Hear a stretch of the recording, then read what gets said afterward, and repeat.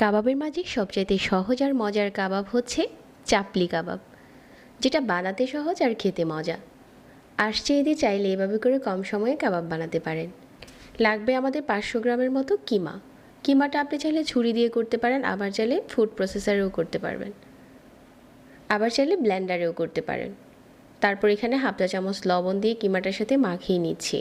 এটা একটা সাইডে রেখে দিয়ে আমি কাবাবের জন্য একটা মশলা বানিয়ে নিচ্ছি। 1 চা চামচ নিয়ে নিচ্ছি ধনিয়া, আর 1 চা চামচ জিরা, 1 চা চামচ নিয়ে নিচ্ছি চিলি ফ্লেক্স। এই 3টা মশলা হালকা একটু ভেজে তারপর গুঁড়ো করে নিচ্ছি।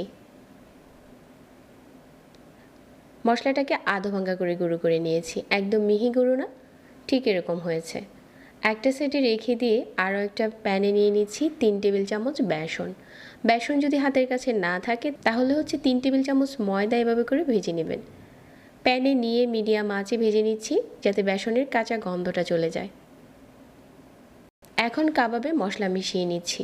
আধা ভাঙা করে যে মশলাটা গুঁড়ো করেছিলাম ওইটা দিয়ে দিচ্ছি পেঁয়াজ কুচি, আর দিয়ে দিচ্ছি টমেটো কুচি, ধনেপাতা কুচি, কাঁচামরিচ কুচি, হাফ চা চামচ রসুন বাটা, আর 1 চা চামচ আদা বাটা, হাফ চা চামচ দিয়ে দিচ্ছি লাল মরিচের গুঁড়া, হাফ চা চামচ দিয়ে দিচ্ছি গরম মশলার গুঁড়া।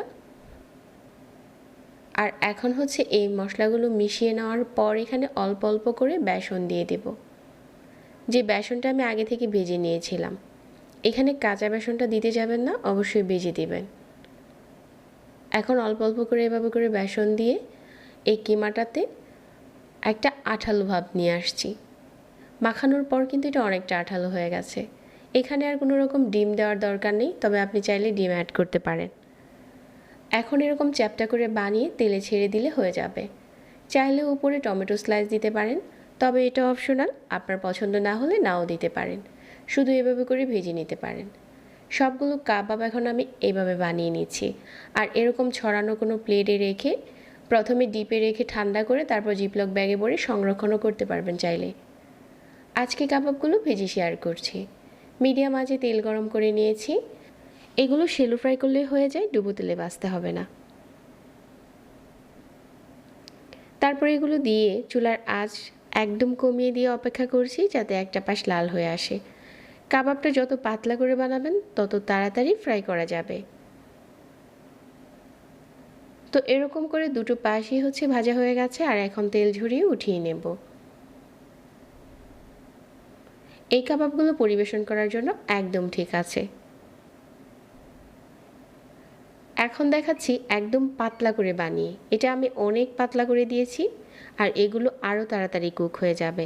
তারপর আরও একটু চেপে দিচ্ছি।